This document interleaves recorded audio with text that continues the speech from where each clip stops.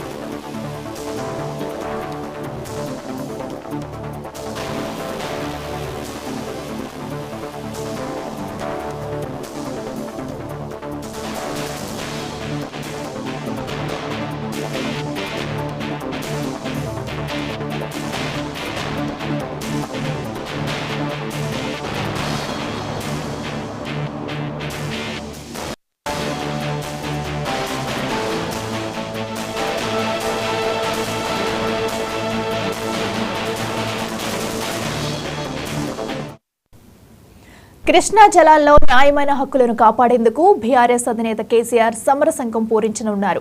కృష్ణా నది ప్రాజెక్టులను కేఆర్ఎంబీకి అప్పగించడాన్ని నిరసిస్తూ ఇప్పటికే బీఆర్ఎస్ ప్రధాన నాయకులు హరీష్ రావు, కవిత స్పందించారు. ఈ నేపథ్యంలో పార్టీ తలపెట్టిన చలో నల్లగొండ బహిరంగ సభకు స్వయంగా హాజరై కేసీఆర్ తన సందేశం వినిపించనున్నారు. ఈ బహిరంగ సభకు దాదాపు 2 లక్షల మంది ప్రజలు తరలి వస్తారన్న అంచనాలున్నాయి.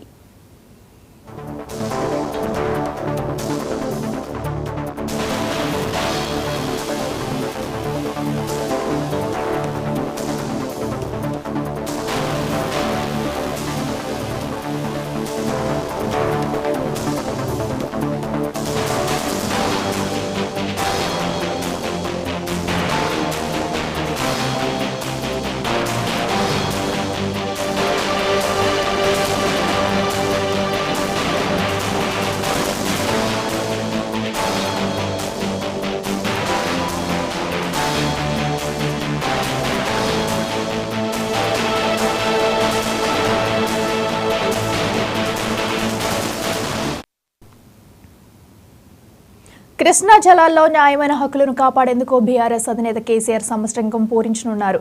కృష్ణా నది ప్రాజెక్టులను కేఆర్ఎంబీకి అప్పగించడాన్ని నిరసిస్తూ ఇప్పటికే బీఆర్ఎస్ ప్రధాన నాయకులు హరీష్ రావు, కవిత స్పందించారు. అయితే దీనికి సంబంధించి ఈ రోజు భారీ బహిరంగ సభ కూడా ఏర్పాటు చేస్తున్నారు.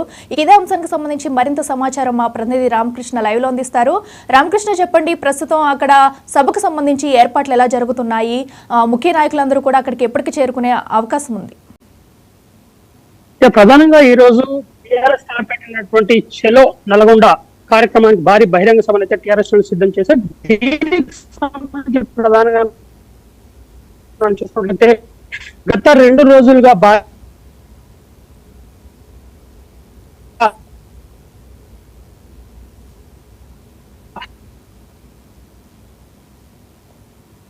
జిల్లా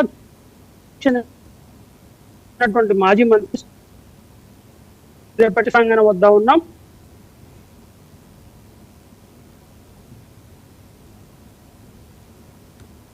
జిల్లాకు చెందినటువంటి మాజీ మంత్రి సూర్యాపేట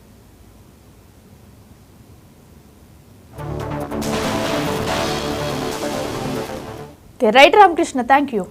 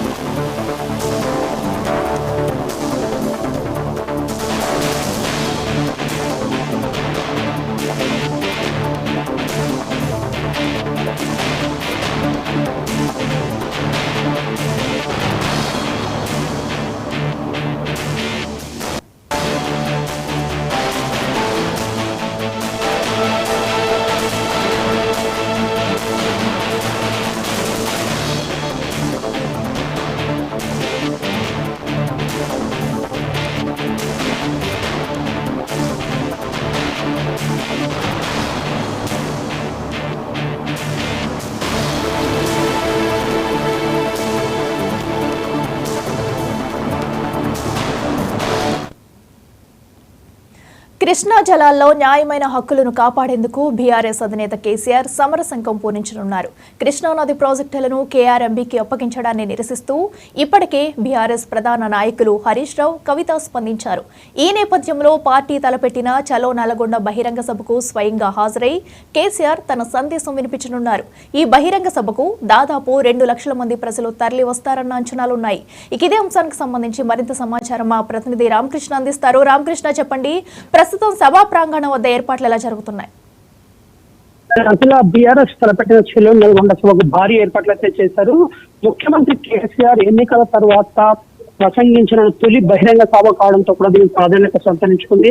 ప్రధానంగా కృష్ణా నీటి ప్రాజెక్టులపై ఉన్నటువంటి వాటిని కేఆర్ఎంబీకి అప్పగిస్తూ కాంగ్రెస్ ప్రభుత్వం తీసుకున్న నిర్ణయాన్ని ఆయన పూర్తి స్థాయిలో వ్యతిరేకించడంతో పాటుగా కేఆర్ఎంబీకి కృష్ణా నీటి ప్రాజెక్టులను అప్పచెప్పడం వల్ల తెలంగాణ ప్రాంతానికి జరిగే అన్యాయం కావచ్చు, తెలంగాణ ప్రాంతానికి జరిగే నష్టం కావచ్చు, వీటన్నింటినీ స్వయంగా ప్రజలకు వివరించి వారిని చైతన్యం చేయాలనే లక్ష్యంతో చెలో నల్గొండ సభ అయితే ఏర్పాటు చేసినట్టుగా బీఆర్ఎస్ శ్రేణులు చెప్తున్నారు.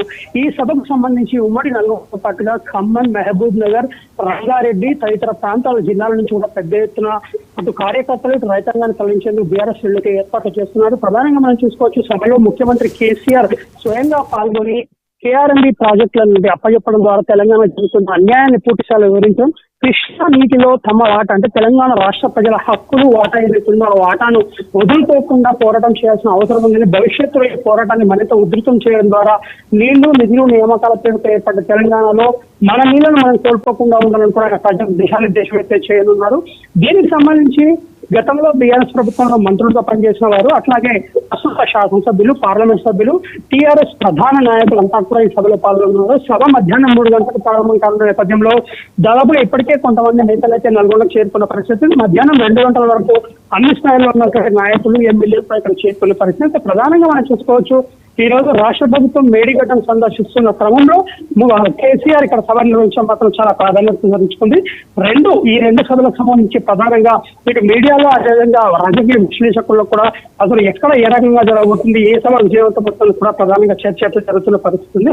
చెలో నల్గొండకు మాత్రం సుమారు 2 లక్షల మంది హాజరయ్యే పరిస్థితుల నేపథ్యంలో దానికి అనుగుణంగా బీఆర్ఎస్ మాత్రం భారీ ఏర్పాట్లు చేస్తున్న పరిస్థితి కనిపిస్తుంది. అట్లా రైట్ రామకృష్ణ, థ్యాంక్ యూ.